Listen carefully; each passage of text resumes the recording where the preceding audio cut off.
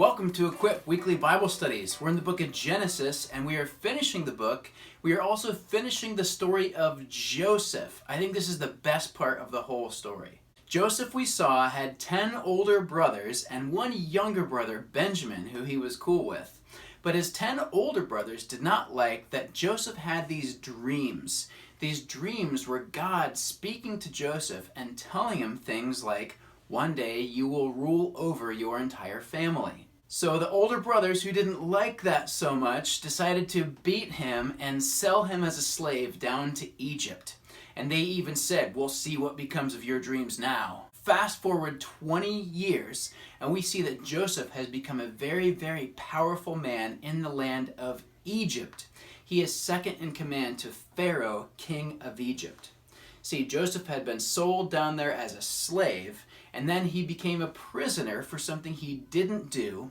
But Pharaoh, the king, heard that there's this guy in prison who can tell people what their dreams mean, and Pharaoh had this dream that really troubled him. So Pharaoh sent for Joseph in prison and told Joseph this dream he had, and Joseph told him, Pharaoh, your dream means that there's going to be 7 years where a lot of food is going to grow, and then there's going to be 7 years of famine. That means no food, usually caused by there being no rain. Joseph also tells him, you're going to need to put someone in charge of a feeding program. You're going to need to store up grain now, so then when the 7 years of famine come, you have it ready to give people, or else everyone will starve. And so Pharaoh, right on the spot, says, Joseph, you're hired.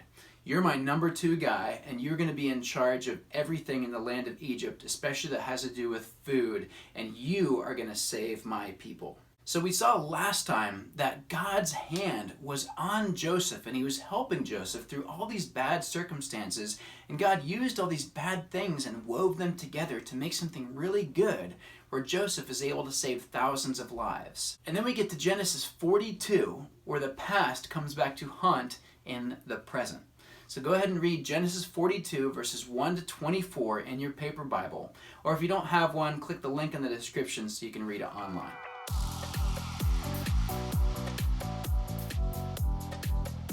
His own brothers show up.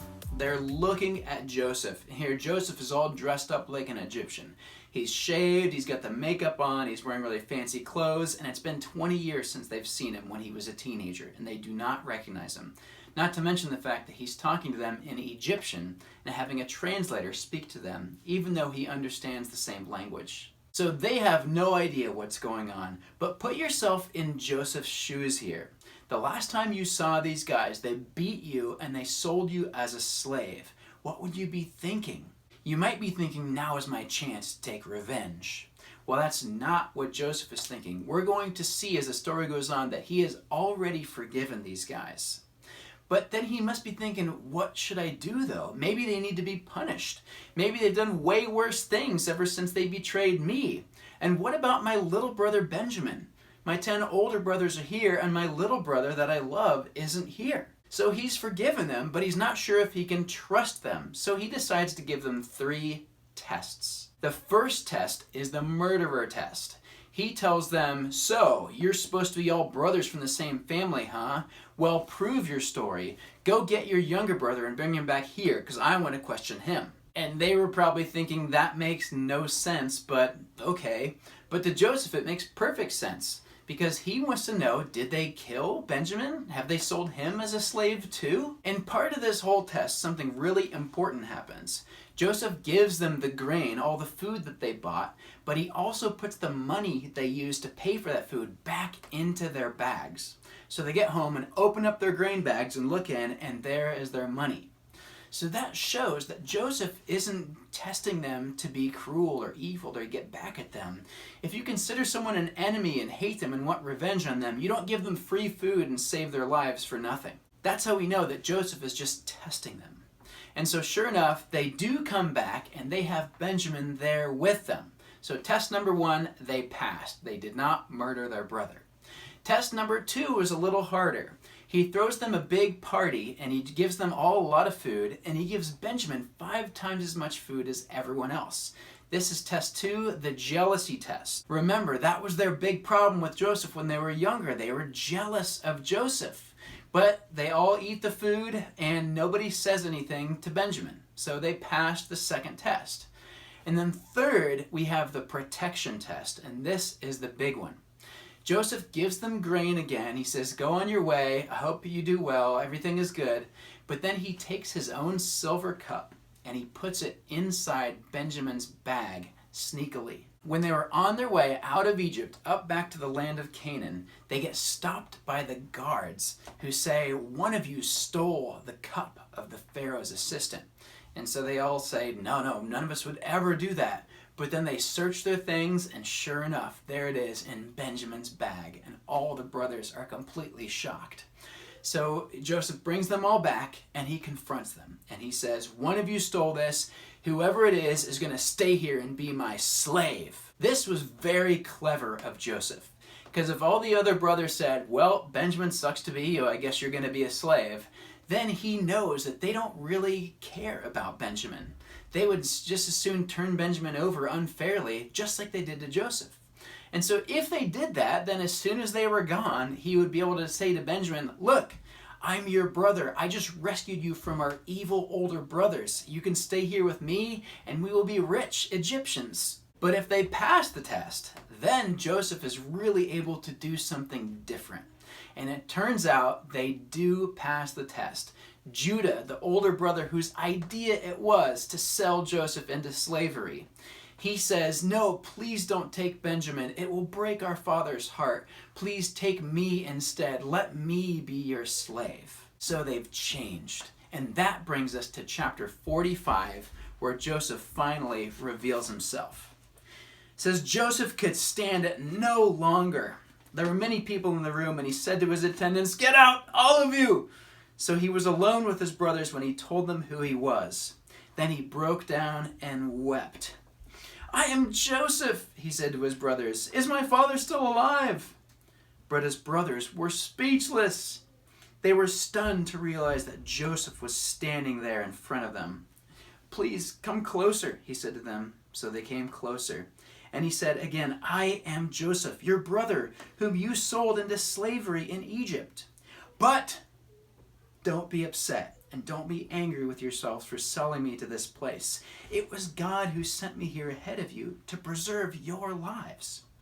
The famine that has ravaged the land for 2 years will last 5 more years, and there will be neither plowing nor harvesting. That means no food, and you're going to starve.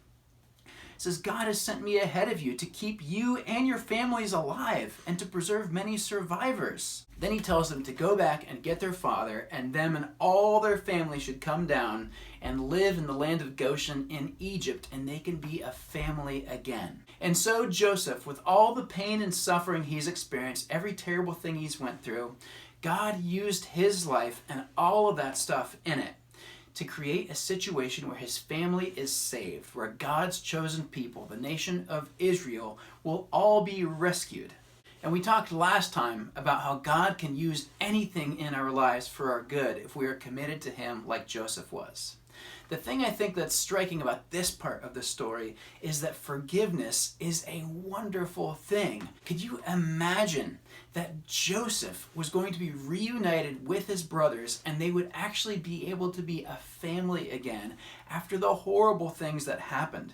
That is such an amazing thing. It's way better than if he just would have gotten revenge on him, wiped out the rest of his family. He might have felt good about that for a little bit. But now they're a family again, and forgiveness is one of the most amazing things that the Bible teaches. For us today, forgiveness is a wonderful thing. It's amazing that we can receive forgiveness. The Bible teaches that Jesus, just like Joseph, suffered a lot because of the sins of others. That is, because of the things that we have done wrong. Romans 4:25 says that Jesus was handed over to die because of our sins, and he was raised to life to make us right with God. He suffered for the things that we have done wrong so that we could be forgiven if we put our trust in him. And there's nothing like that forgiveness, knowing that the God of the universe looks at us and we have a clean slate and we are forgiven. The other wonderful thing about forgiveness is being able to extend it to others.